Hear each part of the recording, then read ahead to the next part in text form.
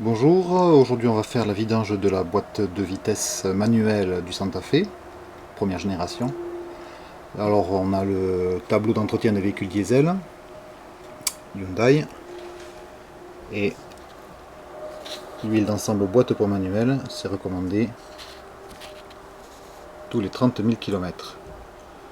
Alors ça me paraît un peu étrange parce que si on regarde, toujours pareil le tableau d'entretien, mais pour les modèles essence, toujours pour la boîte, l'ensemble boîte pour manuel, le remplacement est prévu là aussi tous les 30 000. Et quand on regarde le manuel Haynes, donc la revue anglaise, enfin le manuel d'atelier anglais, qu'on regarde boîte manuelle, donc le remplacement du fluide de boîte manuelle, lui, il est prévu tous les 96 000 km. Donc je sais pas trop ce qu'il faut en croire. Enfin moi ce que j'en sais c'est que tous les 30 000 quand je fais la vidange, je sens quand même un net bénéfice, hein, les vitesses s'accrochent moins. Je la trouve quand même assez accrocheuse cette boîte de vitesse de Santa Fe.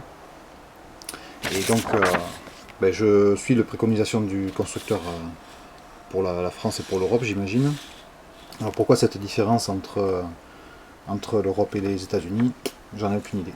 Je vois pas je vois pas, à moins que ce soit des boîtes différentes, mais j'en doute, puisqu'on a les mêmes véhicules en essence qu'aux États-Unis et qu'ailleurs. Donc pourquoi 96 000 km aux USA et pourquoi 30 000 en France et en Europe, je ne sais pas.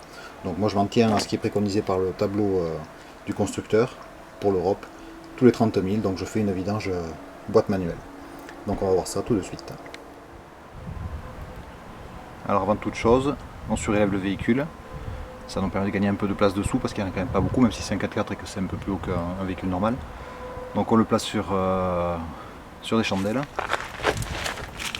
il faut un carré de 12 mm.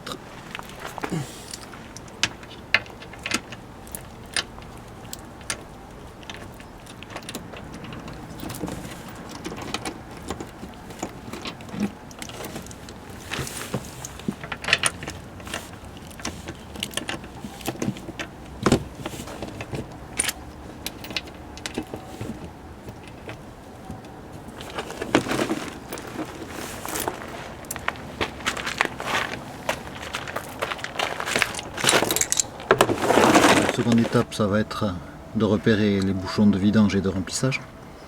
Donc ici on a le bouchon de vidange de la boîte manuelle. Et juste à côté, on a la boîte de transfert avec ici le bouchon de vidange. Et juste au-dessus, c'est le bouchon de remplissage. Alors il n'est pas très bien situé. Et en plus, il vous faudra une clé Allen de 10 mm pour le dévisser. Voilà, comme ça on a repéré vidange, remplissage, boîte de transfert. Juste là, la vidange. Et au-dessus, juste là,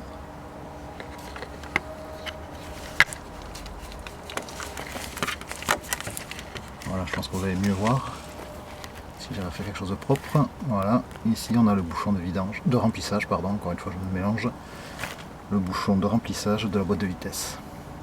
On le repère parce qu'on voit bien qu'il y a un petit joint. Voilà. Donc on va s'attaquer à la boîte de vitesse. Première étape quand on fait une vidange de boîte ou de boîte de transfert ou autre, c'est de commencer par desserrer la vis de remplissage. Parce que si on vide la boîte et qu'on n'a pas desserré la vis de remplissage, ça va être compliqué de la re-remplir. Donc première étape, on s'assure de pouvoir desserrer la vis de remplissage. Donc moi ma clé est un petit peu courte. L'astuce, elle consiste à glisser une deuxième clé pour augmenter le bras de levier.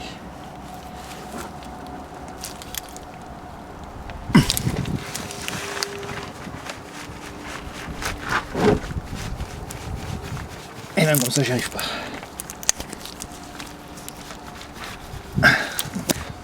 Vous voyez que l'intérêt n'est pas négligeable.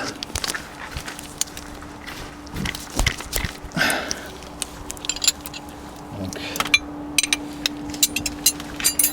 je reviens avec une clé un peu plus longue.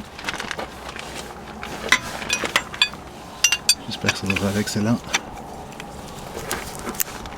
Voilà. Là on a desserré. Il faudra une douille de 24, pas moins.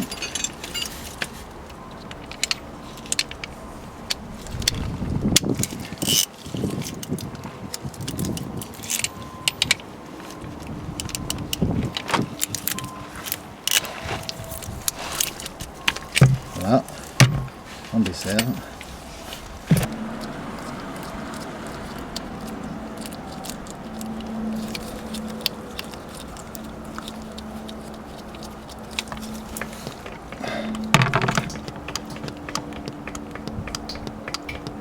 Voilà, on va enlever la vis de remplissage pour que ça accélère un peu le mouvement.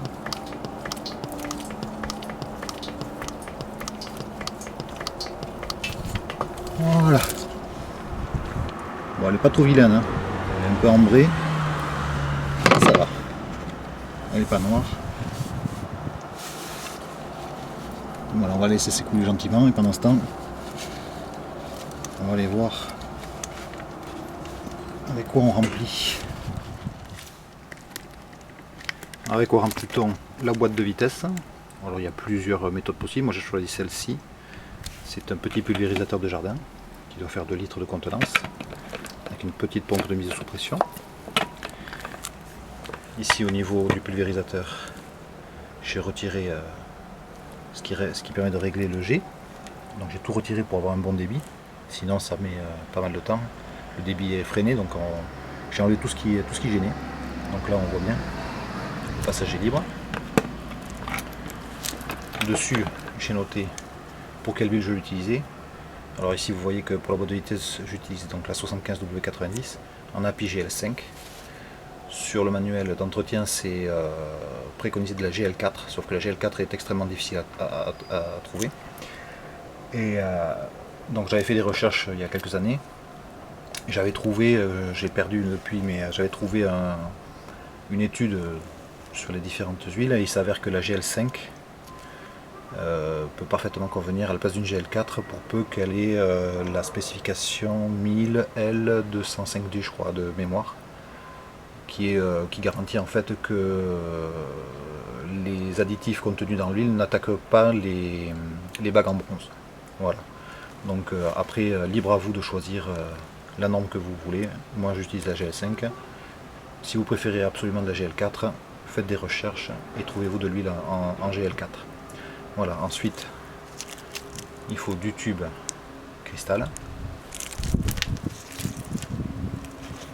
Et le tube cristal, on vient le brancher directement sur la buse.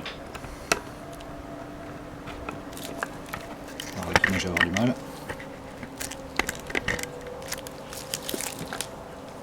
On branche directement sur la buse.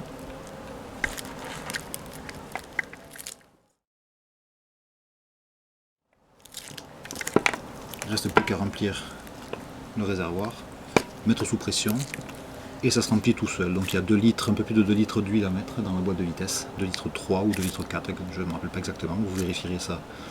Je vous mettrai ça plutôt en dessous en annotation.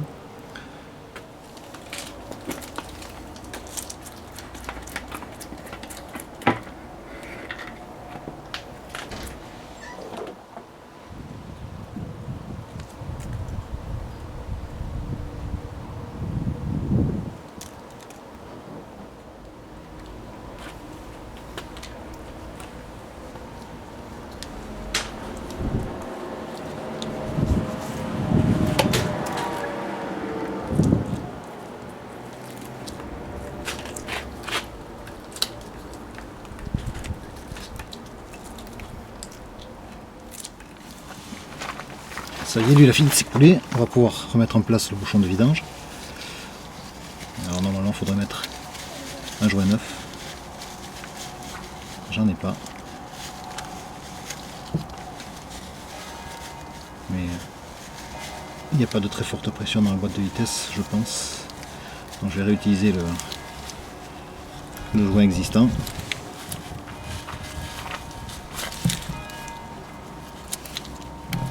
On peut aussi y mettre un petit point de silicone pour les plus inquiets.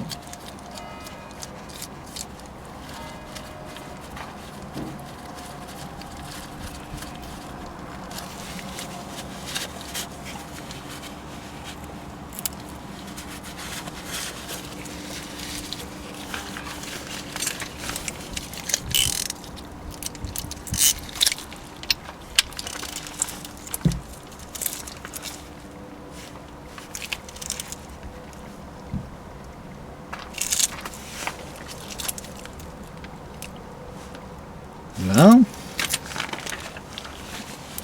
Il n'y a plus qu'à remplir la boîte. Donc je passe par-dessus le châssis là, le tuyau. Et il vient se loger directement dans l'orifice de remplissage.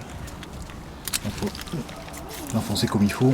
Normalement ça ne va plus bouger. Vous pouvez aussi le sécuriser, hein, ça sera pas plus mal. Et ensuite il n'y a plus qu'à pomper.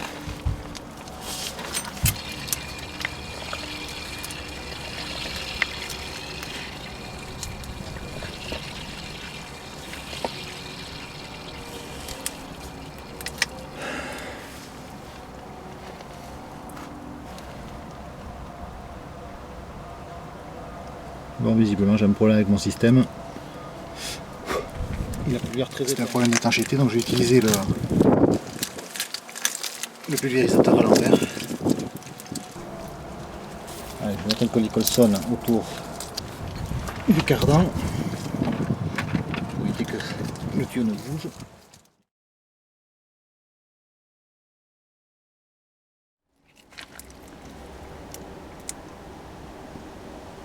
Allez, de retour pour faire la vidange de la boîte de transfert. Donc comme pour la boîte de vitesse, ou comme pour toutes les boîtes, il y a un orifice de remplissage, un orifice de vidange. On s'assure toujours de pouvoir dévisser d'abord l'orifice de remplissage. Donc ici normalement, si je ne me trompe pas, c'est une clé à laine de 10 qu'il faut. Alors bien l'enfoncer pour éviter d'arrondir les angles.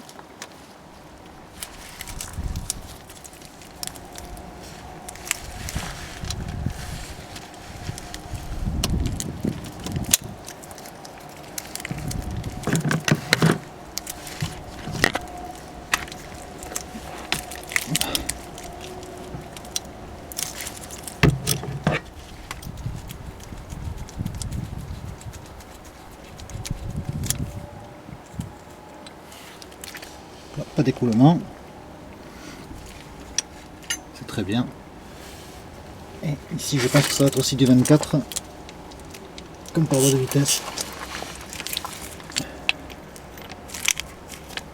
Exact. Voilà.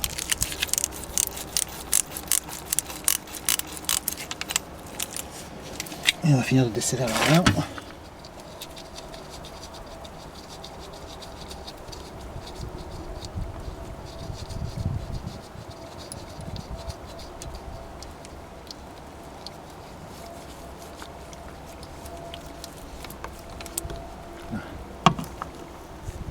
Elle contient très peu, hein. Elle contient 0,8 litres d'huile. Donc ça va aller assez vite. La boîte finit de se vider. On peut observer sur le bouchon de vidange. C'est un bouchon aimanté, donc qui permet de récupérer toute la limaille qui peut se trouver dedans, dans la boîte de transfert. Et là, apparemment, il n'y a pas grand chose, donc c'est bon signe. Ça veut dire qu'il n'y a pas de gros problème sur cette boîte. La limaille c'est normal, hein, c'est les frottements internes qui provoquent ça.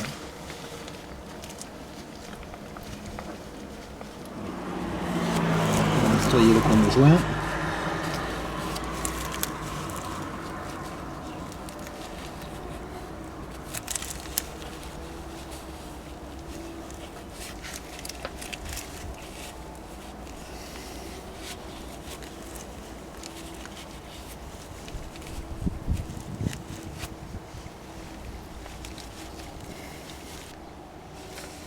Allez, on arrête le bouchon de vidange. De préférence en joint neuf.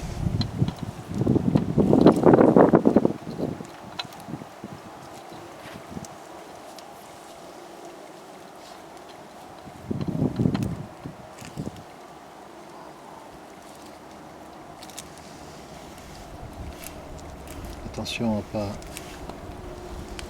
partir de travers et à ne pas foirer le vis.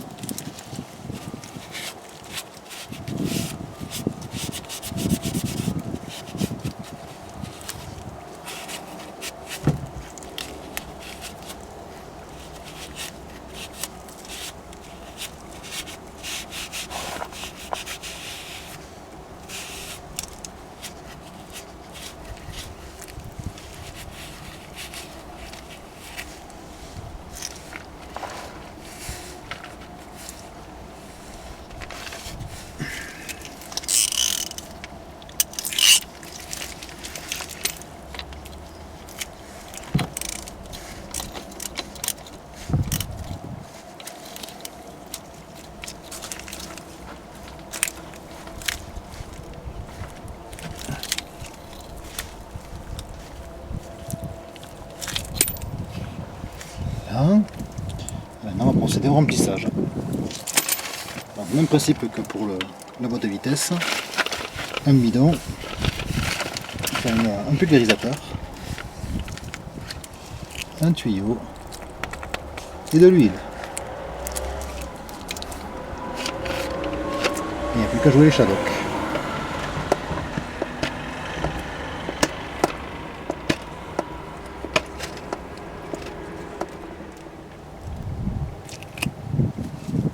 C'est parti.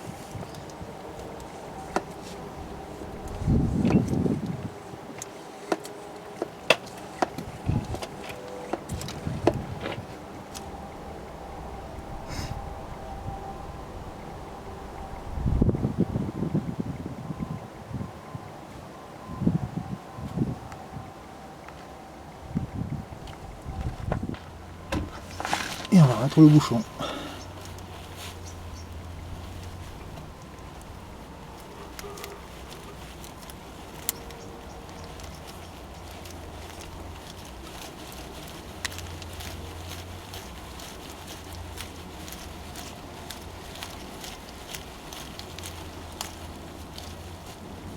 Là.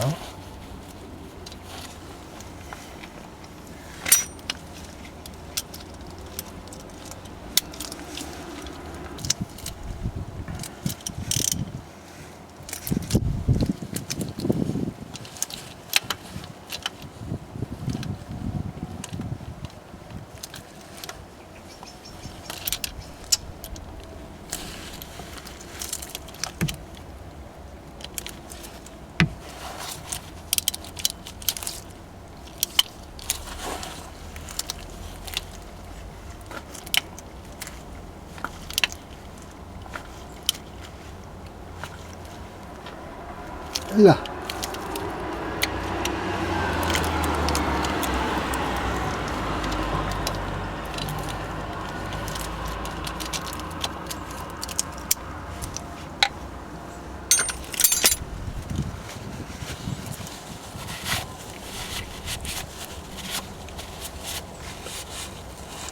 Il n'y a plus qu'à nettoyer. Et c'est terminé. Et le dernier, mais pas le moindre non plus,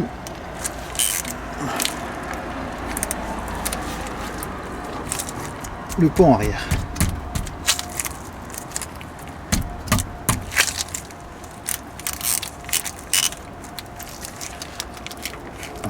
Toujours pareil, on dessert la vis de remplissage en premier et ensuite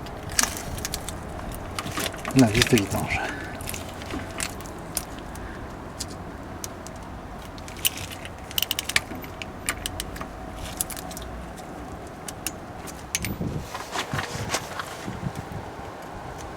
C'est étonnant. Finalement, il n'y a rien qui gêne. On a l'impression qu'il y a pris des coups là. C'est ça qui est déformé.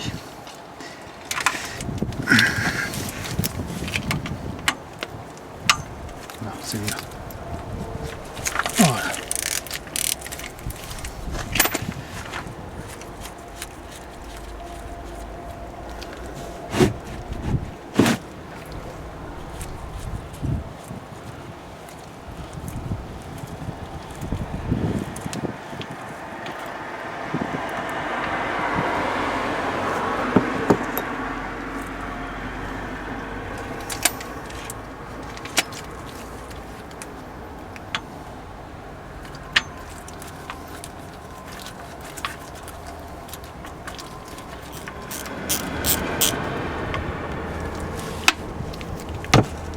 Hop.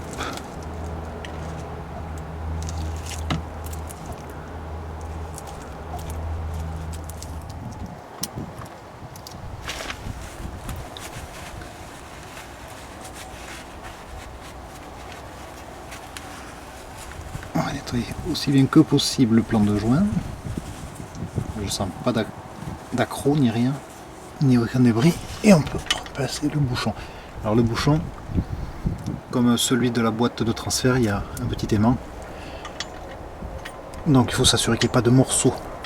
Tant que c'est de la limaille, c'est-à-dire des particules très fines, il n'y a pas de souci, c'est normal, c'est de l'usure normale. Par contre, s'il commence à y avoir des morceaux, là il va falloir peut-être commencer à se poser des questions.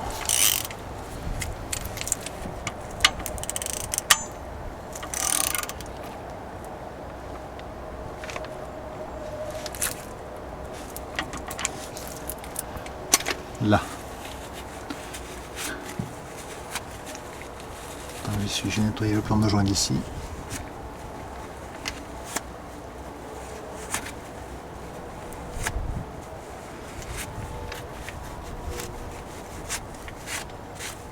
Et on va remplir. Donc ici, c'est de la 80W90 spéciale pour pont à glissement limité. Pourquoi la spéciale glissement limité? Dans le manuel, il n'y a rien qui apparaît à ce sujet, sauf que ici, sur le pont, il y a marqué LSD. Donc, voilà. Donc LSD, ça veut dire Limited Slip Differential. Donc lui, il faut une huile pour différencier la glissement limité. Et pour remplir, même punition que tout à l'heure, on pompe 1 litre normalement.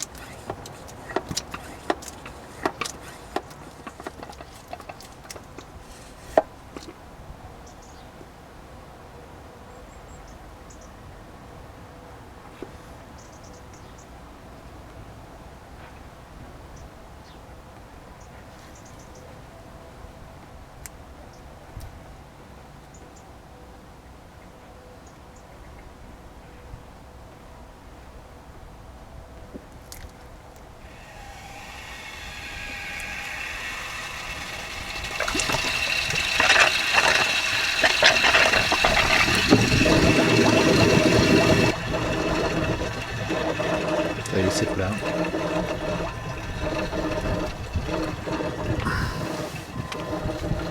Il n'y a plus qu'à remettre le bouchon de remplissage.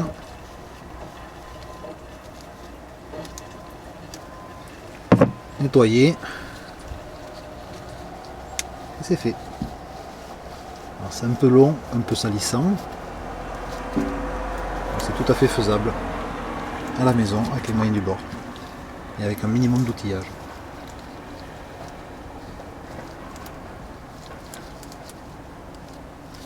Et un minimum d'investissement bien sûr. Ce qui permet de mettre un peu plus d'argent dans l'huile, dans une huile de bonne qualité.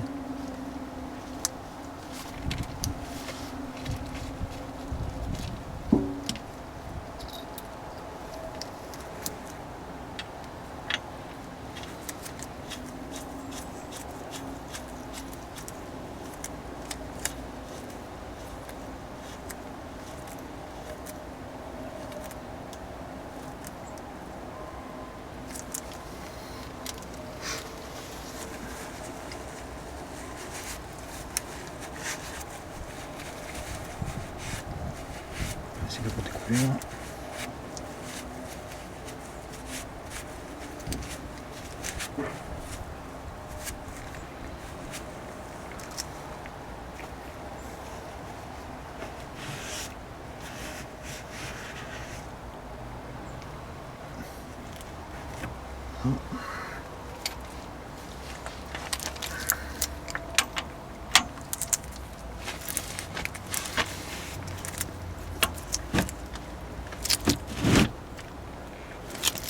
Voilà.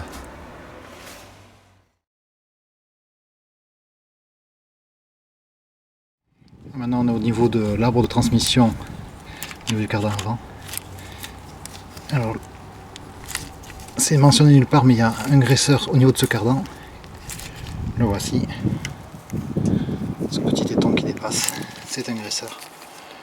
Je vais essayer de... Là je débloque juste la petite bille. Voilà, et on va essayer de le graisser avec une pompe à graisse. On a légèrement crépité au niveau des...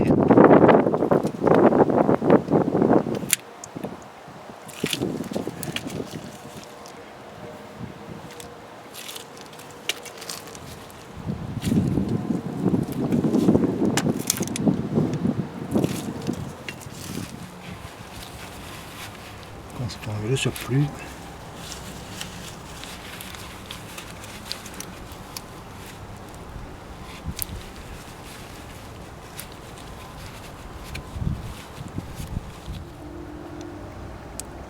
On voit bien que la graisse ressort à ce niveau-là.